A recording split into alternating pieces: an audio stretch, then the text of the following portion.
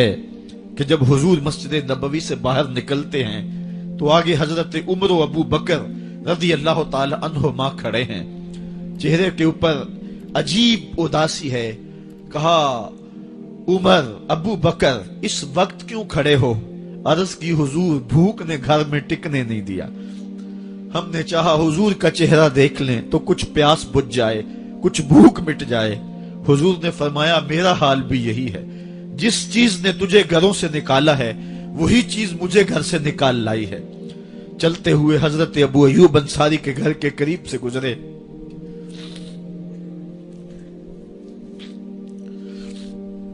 حضور کی خوشبو پا کے وہ باہر آ گئے۔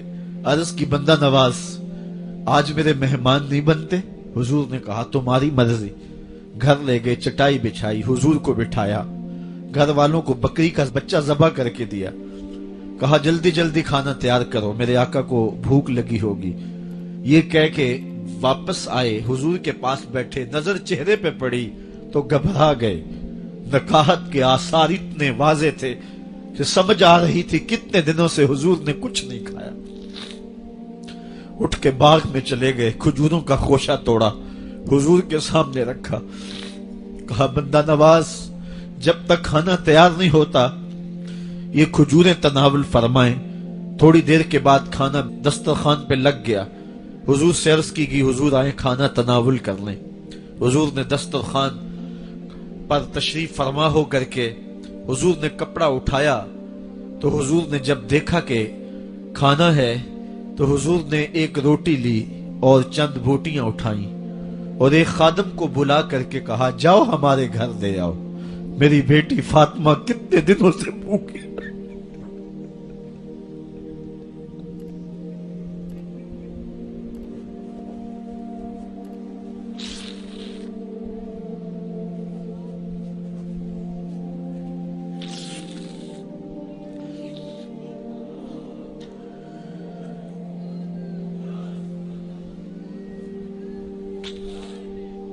کہا جاؤ ہمارے گھر دے آؤ، میری فاطمہ کتنے دنوں سے بھوکی بیٹھی ہوئی ہے۔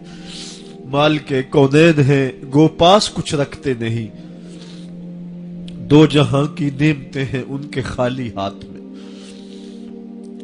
آپ کو پتا ہوگا کہ جب میرے رسول کا انتقال ہوا ہے، حضور کا وصال ہوا ہے، تو حضور کی ایک زرہ ایک یہودی کے گھر میں گروی رکھی ہوئی تھی، حضور نے زرہ رکھ کر کے اس سے قرض لیا ہوا تھا۔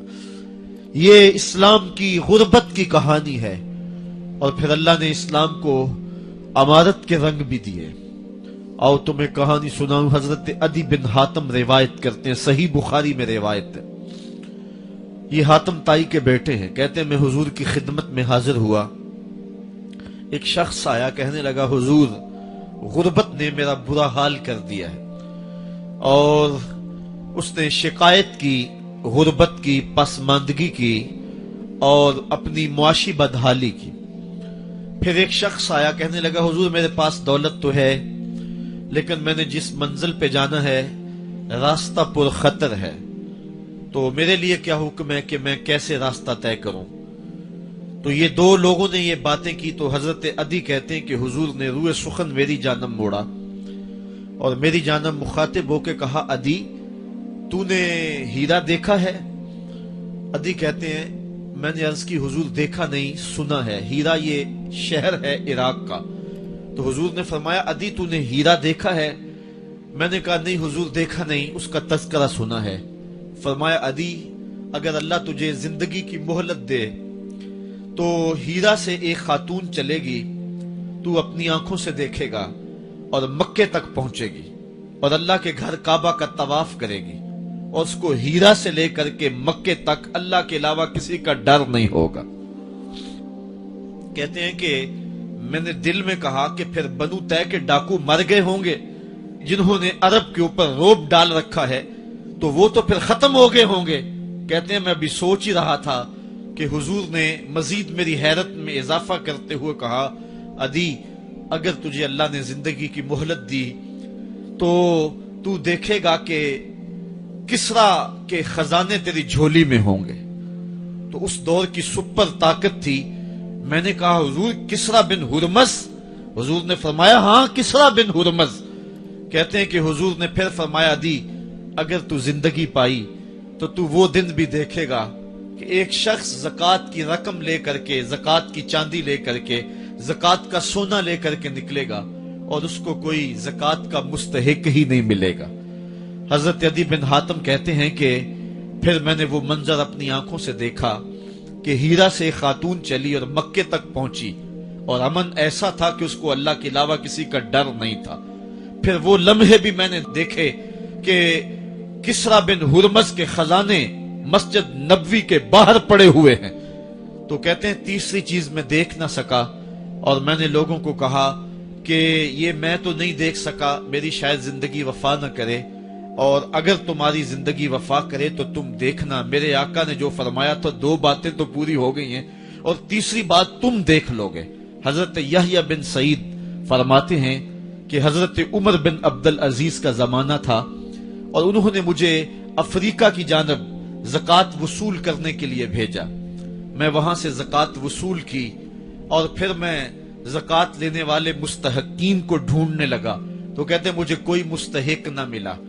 پھر میں غلام پکڑتا اور اس کے پیسے دے کے اس کو آزاد کرواتا چلا جاتا. حضرت عمر بن عبد العزیز کا زمانہ ہے کہ گورنر ہے عراق کا. وہ حضرت عمر بن عبد العزیز کو لکھتا ہے کہ اتنی رقم ہے، اس کا کیا کرنا ہے؟ تو عمر بن عبد العزیز کہتے ہیں رقم لے کے یہاں نہ آنا، وہاں عراق کے لوگوں میں بانٹ دو، جو زکوٰۃ کے مستحق ہیں ان کو تقسیم کر دو. تو گورنر لکھتا ہے جو مستحق ہے ان کو دے دی، اب کوئی مستحق نہیں رہا تو میں کیا کروں؟ تو حضرت عمر بن عبد العزیز کہتے ہیں جو مقروض ہیں ان کا قرض اتار دو. تو کہتے ہیں کہ ہاں قرض بھی میں نے اتار دیا ہے، رقم پھر بھی بچ رہی ہے، کیا کروں؟ تو حضرت عمر بن عبد العزیز نے پھر لکھا جو شخص شادی کرنا چاہتے ہیں ان کا حق مہر ادا کر دو. میں نے کہا کہ وہ بھی کر دیا ہے، رقم پھر بھی بچ گئی ہے، اب کیا کروں؟ تو حضرت عمر بن عبد العزیز نے مجھے لکھا کہ جو غیر مسلم ہیں جنہوں نے ٹیکس دیا ہوا ہے، جتنا ٹیکس دیا ہے اس سے دگنے پیسے ان کو قرضے میں دے دو اور ان کو کہو جاؤ اس کا کاروبار کرو، کھیتی باڑی کرو، اور ساتھ انہیں یہ بھی کہہ دینا قرض کی فکر نہ کرنا اور زیادہ اس میں پریشان نہ ہونا، جب دے سکو گے دے دینا. یہ دور بھی پھر اسلام نے دیکھا اور یہ گھڑیاں بھی دیکھی جب چیتھڑے پہنے ہوئے تھے، جب پیوند لگے لباس پہنے تھے، جب پیٹ میں ڈالنے کے لقمہ بھی نہیں تھا. اللہ کا دین اس وقت بھی غالب تھا، اور جب گلیوں کے اندر ریشم بکھرا ہوا ہوتا تھا کوئی اٹھانے والا نہیں تھا، دین اس وقت بھی غالب تھا. دین کا غالب ہونا یا نہ ہونا اس کا تعلق جو ہے وہ مال و دولت سے نہیں ہے. اقبال کہتا ہے کہ زوال بندہ مومن کا بے زری سے نہیں، مومن کا زوال بے زری سے نہیں ہے بلکہ اس کا سبب کوئی اور ہے. وہ سبب ڈھونڈنا ہے کہ ہم دنیا میں رسوا ہو کے کیوں رہ گئے، ہم زمانے کے سامنے تماشا کیوں بن کے رہ گئے. آج نبی کی امت پوری کائنات میں رسوا ہو کے کیوں رہ گئی؟ آج ہمارا تماشا دیکھا جا رہا ہے، آج بھوکے کتوں کو ہماری بیٹی اور بہنوں کے اوپر چھوڑا جا رہا ہے اور اس کا تماشا دیکھا جا رہا ہے. کیا ہم نے یہ دن بھی دیکھنے تھے؟ ہم نے سراغ لگانا ہے. دولت کی قلت اور کثرت یہ ثانوی چیزیں ہیں. ہم نے تاریخ میں دیکھا ہے ہم کبھی مالی طور پہ کمزور تھے، رسوا نہیں